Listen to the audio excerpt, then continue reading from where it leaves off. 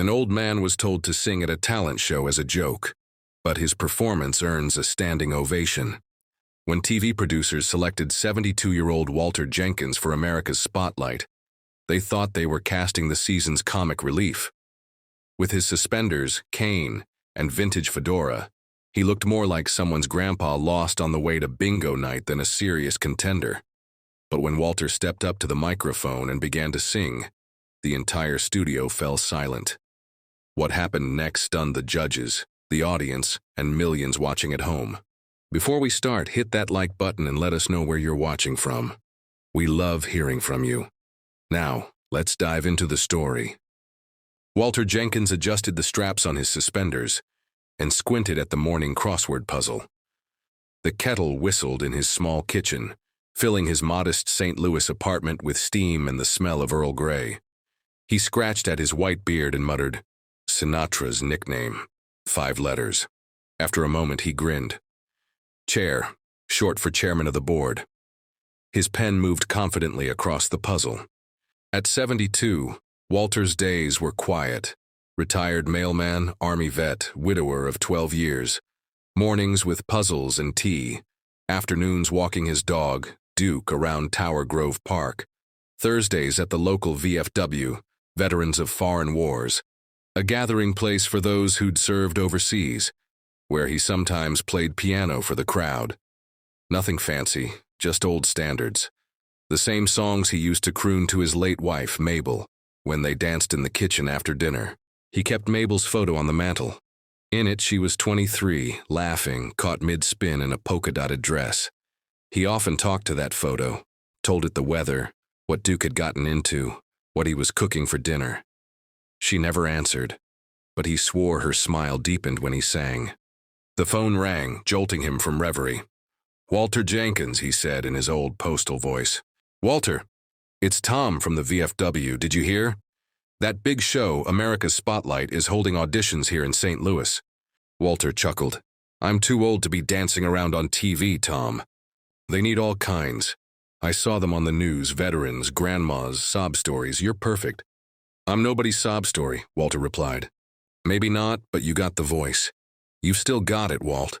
Mabel always said you should have been on the radio." Walter fell silent. Tom's words hit a nerve. Once, long ago, he'd dreamed of singing professionally. In 1972, he'd auditioned for KMOX radio, wearing his best jacket and heart on his sleeve. But the producer said his voice had too much gravel, not enough charm. That crushed him. He never tried again. Later that evening, Walter sat at the piano. His fingers moved across the keys, familiar as old friends. He played My Way, the song Mabel loved most. He barely noticed Tom standing in the hallway with his phone out, quietly filming. 2 days later, a knock at his door revealed Tom holding a tablet. "You're not gonna like this," Tom said, "but I filmed you. Sent it to the show." Walter blinked. "You what?" "They called back this morning. They want to see you live." Walter nearly shut the door, but something in him paused. Mabel would have told him to go. She'd always said, "Walter, there's music in you. Don't let life drown it out." He sighed. "What do I gotta wear?" The day of the audition, Walter showed up in pressed slacks, a navy blue vest, and a vintage fedora. He looked like he'd stepped out of a black and white film. The production assistant barely glanced at him. "Mr. Jenkins, you're up in 20. Try not to fall asleep backstage." He chuckled politely, though the comment stung. The holding area buzzed with young singers and flashy dancers. Walter sat quietly, hands folded over his cane.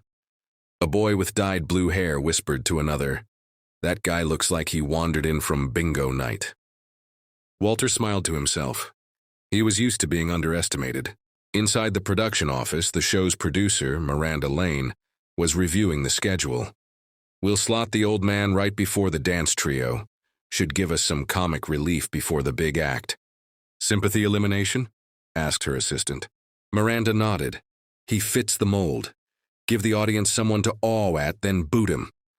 The makeup artist dabbed at Walter's forehead. "You sure you want to sing on live TV, Grandpa?"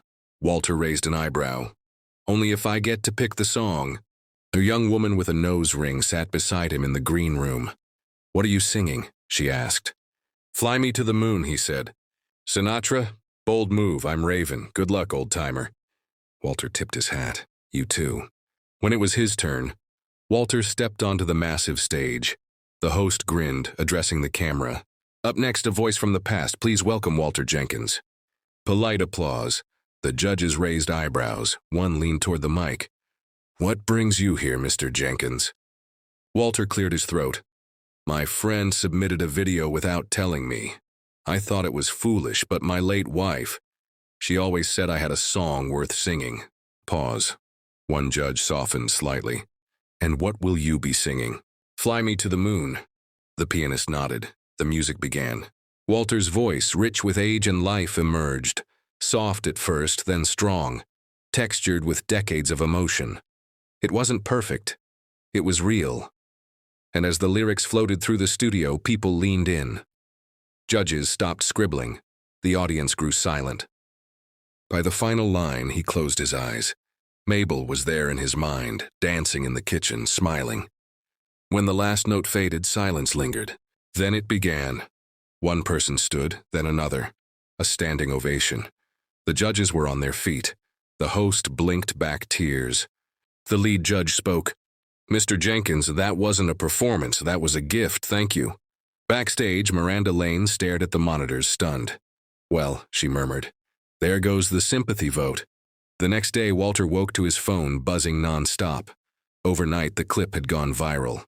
"Silver Sinatra," the headlines called him. Late-night hosts praised him. He was on the morning news. Mabel's favorite song, sung by her husband, had touched millions. He returned for a second round. This time, he sang "The Way You Look Tonight."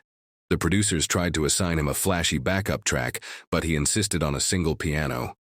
"Let the words do the work," he told them. The performance went viral again. Younger contestants began calling him Coach. Raven, the nose-ringed singer, hugged him backstage and said, "You remind me why I started singing in the first place." The VFW threw a watch party. They made t-shirts that read Team Walter. A local elementary school music class sent him a card. "You sing like our grandpa, but better." One morning, a handwritten letter arrived. "Dear Mr. Jenkins, I was the producer who rejected you at KMOX Radio back in 1972. I watched your performance on television and wanted to say, I was wrong. You had the voice then.